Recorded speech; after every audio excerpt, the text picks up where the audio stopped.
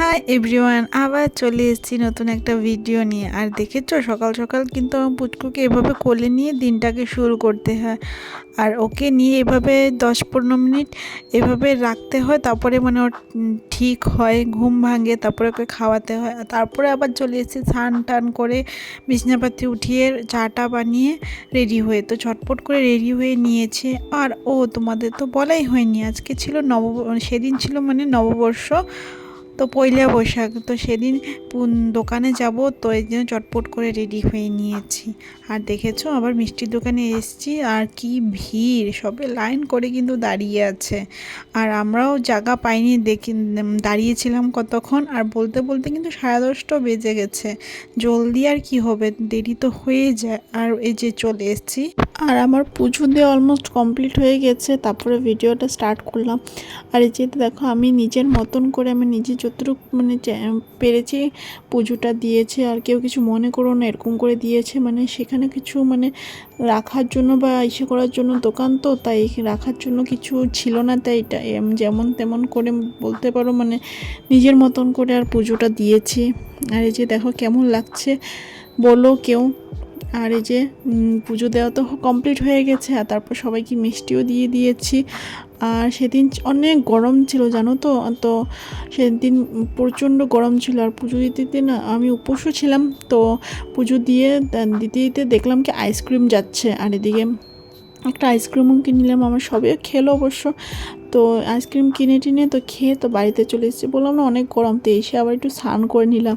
প্রচণ্ড গরম। আর দেখো আস্তে আস্তে প্রায় বললাম না একটা না 12:30 বেজে গেছিলো। তো এসে প্রচণ্ড ঘেমে গেছিলাম, তাই চটপট করে একটু স্নানটা করে নিলাম। আর স্নান করলে সত্যি অনেক ভালো লাগে। আর তারপর দেখলাম আস্তে আস্তে ঘরে আসে দেখলাম মা রান্না করছে। তো সেদিন ছিল সানডে, তো সানডের মধ্যে তো চিকেন না হলে না হয় বলো।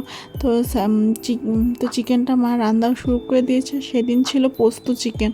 তো আর চিকেনটা যেরকম দেখতে দারুণ হয়েছে, কিন্তু খেতেও অনেক টেস্ট হয়েছিল সেদিন।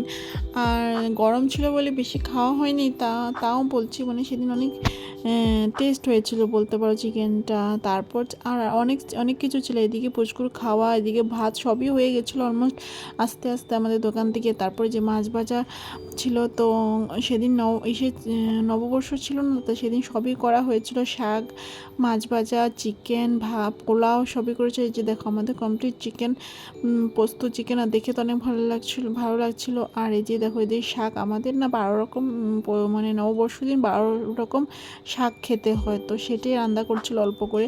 এদিকে দেখো তারপরে রান্না করতে করতে মা আমাকে 1 পিস দিয়েও দিয়েছে।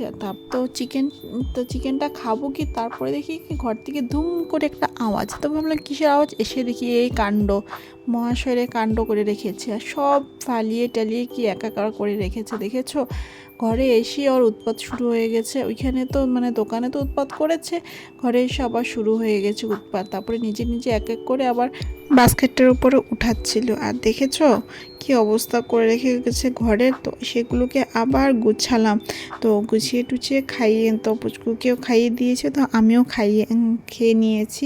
তো ওকে অল্প খাইয়ে টিয়ে ঘুমও পাড়িয়ে দিয়েছি। তারপরে এদিকে আবার চলে এসেছি বিকাল দিকে। তো বিকাল দিকে আমি শাশুড়ি মা আর পুচকু যাচ্ছিলাম একটু মন্দিরে। তো নববর্ষর দিন বলো, সকালে তো আর সেরকম করে যাওয়া হয়নি, দেরি হয়ে গেছিলো বলে। আর তাই রাত্রে গেলাম, রাত্রে বলতে ধর 6টার দিয়ে সবে রেডি হয়ে গেলাম। তো আমাদের এখানে কালী মন্দিরে দুর্গাপুজো হয়, তো বাসন্তী পুজো তো সেদিন ছিল, তাই সে দুর্গাপুজো হয় বলে গেলাম দেখতে। নববর্ষ দিন বছরের প্রথম দিন মন্দিরে না গেলে না হয় বলো। আর দেখেছো খুব সুন্দর করে মন্দিরটা সাজিয়েছে।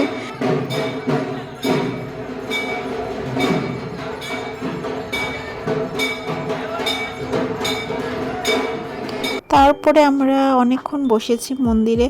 তো মন্দিরটা সত্যি অনেক ভালো লাগছিল বসে। আর ঢাকঢোল বাজছিল না, তো ভালোই লাগছিল। আর কিন্তু পুচকুর জন্য তো বসতে পারিনি, অল্পক্ষণ বসে তারপরে চলে এসেছিলাম। তো বাড়িতে চলে এসে ড্রেস চেঞ্জ করে নিয়েছি। তাহলে ভিডিওটা এতটুকু, দেখা হচ্ছে আবার নেক্সট ভিডিওতে। আর থ্যাংক ইউ সো মাচ আমার ভিডিও দেখার জন্য।